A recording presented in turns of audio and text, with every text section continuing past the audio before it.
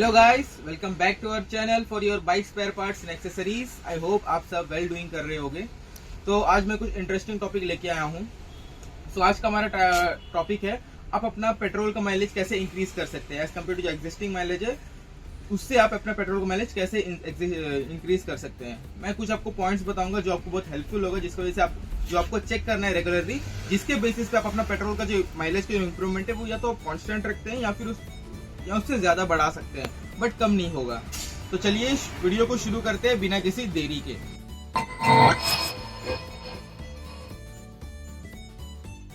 सबसे पहले आज के टाइम में आपको पता होगा कि आजकल के जितने भी बाइक्स आते हैं वो 4 स्ट्रोक वाले आते हैं। पहले जमाने में आते थे 2 स्ट्रोक वाले, जैसे कि आपका RX हो गया, RXZ हो गया, ये सब आपका 2 स्ट्रोक वाला बाइक्स हुआ करते थे। तो अभी की जो बाइक्स है वो 4 स्ट्रोक वाले आते हैं।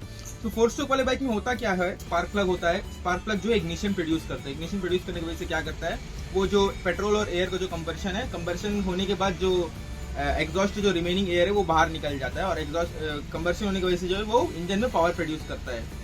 तो आपको पता ही चल गया होगा पहला पॉइंट मेरा क्या होगा। जी हाँ, स्पार्क प्लग। तो सबसे पहले आपको स्पार्क प्लग प्रॉपर्ली चेक करना है कि मेरा स्पार्क प्लग सही तरीके से काम कर रहा है या नहीं, या उसमें डूल या डस्ट लगा है या नहीं।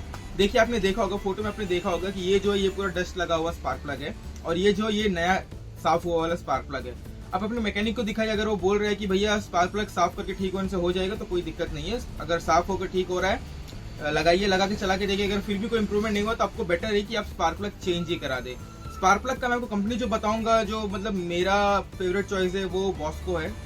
बॉस्को या एनजी की, ये 2 कंपनी आप भरोसा कर सकते हैं स्पार्क प्लग लेने के लिए। दूसरा पॉइंट है ब्रेक ड्रम। बहुत लोगों को लग रहा होगा भाई ब्रेक ड्रम और पेट्रोल माइलेज बढ़ाने का क्या रिलेशन है। चलिए मैं आपको डिटेल में बताता हूँ। ब्रेक ड्रम में क्या होता है, ब्रेक ड्रम अगर क्या होगा, अगर ब्रेक ड्रम आपका लूज हो गया तो लोग क्या करते हैं, भैया ब्रेक ड्रम थोड़ा टाइट करवा दो मेरा। अगर आप टाइट करवा दोगे तो फिर क्या वो क्या मतलब ब्रेक पैड टाइट करा देते हैं और वो चलाते रहते हैं। लेकिन इसकी वजह से क्या होता है कि जब आप ब्रेक टाइट कराते हो तो वो जो प्रेशर है वो इंजन पे पड़ता है। इंजन में मतलब जो नॉर्मल प्रेशर होता है उससे ज्यादा फोर्स पे पावर यूज करना पड़ता है। तो उस वजह से कि आपका पेट्रोल जो है वो माइलेज कम हो जाता है। तो आप रेगुलरली अपना ब्रेक ड्रम चेक कराते रहें। अगर उसमें कुछ चेंजेस कराना हो तो आप मैकेनिक से गाइडेंस लेके उसको चेंजेस करा दें। इससे आपको माइलेज का जो प्रॉब्लम होगा वो कम होगा। तो आप इंजन का एग्जांपल की तरह ले सकते हैं अपने लंग्स की तरह। लंग्स में क्या करते हैं हम, ऑक्सीजन जो अपने रिक्वायर्ड अपनी बॉडी के लिए वो इनटेक करते हैं, और कार्बन डाइऑक्साइड जो है वो रिलीज करते हैं, जो अनवांटेड जो हमें नहीं चाहिए वो रिलीज करते हैं। तो इसी तरह इंजन क्या करता है, इंजन जो है जो रिक्वायर्ड उसका एयर और फ्यूल जो रिक्वायर्ड होता है, जो कंबर्शन रिक्वायर्ड होता है वो इनटेक करता है। इनटेक करने के बाद एग्जॉस्ट जो अनवांटेड जो एयर होता है वो बाहर निकल जाता है। अब बाहर निकलने में उसको एयर फिल्टर जो होता है उसके अंदर का पार्ट वो साफ होना जरूरी है। अगर समझ लीजिए एयर फिल्टर साफ या गंदा है या फिर बहुत सारा कचरा जमा है तो उसको जो है आउटपुट निकालने में बहुत प्रॉब्लम होगी। इसकी वजह से जो आपका इंजन होगा वो इंजन माइलेज देना कम कर देगा, उसका जो एग्जिस्टिंग परफॉर्मेंस होगा उसमें इफेक्ट होगा, तो इसीलिए वो माइलेज देना कम कर देगा। तो इसीलिए आपको लोग कहते हैं कि एयर फिल्टर आप रेगुलरली चेक कराएं और रेगुलरली चेंज कराएं। अगर वो साफ हो रहा है दैट्स बेटर, साफ करा। अगर उनको ऐसा टाइम आता है कि भाई एयर फिल्टर चेंज करना ही है तो आप पैसे का ना देकर आप एयर फिल्टर चेंज करवा दें। अगला जो पॉइंट है वो है आपका चेन में प्रॉपर लुब्रिकेशन होना बहुत जरूरी है।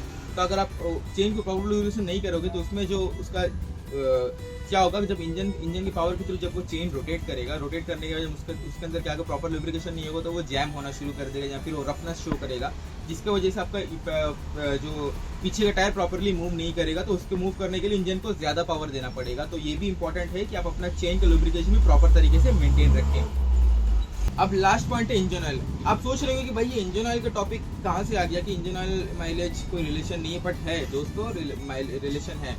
इंजन ऑयल सिर्फ इसीलिए नहीं कि आप अपना गाड़ी का पावर बढ़ा सके या इंजन का बेटर परफॉर्मेंस के लिए करें, वही सिर्फ पॉइंट नहीं है। इंजन ऑयल का काम ऐसा भी होता है, अगर आप प्रॉपर टाइम पे इंजन ऑयल चेंज नहीं करते हैं तो इंजन ऑयल के अंदर जो पार्ट्स होते हैं, जो लुब्रिकेशन होते हैं, जो आपका इंटरनल पार्ट्स हो गया, वो सब जो है घिसना शुरू कर देंगे। घिसना शुरू करने से क्या है कि वो जो आपका जो इंजन होगा वो सही तरीके से परफॉर्मेंस नहीं देगा। तो आपको ये भी बहुत ज़रूरी है कि इंजन ऑयल चेंज करना बहुत ज़रूरी है। तो आप time to time engine oil change करें।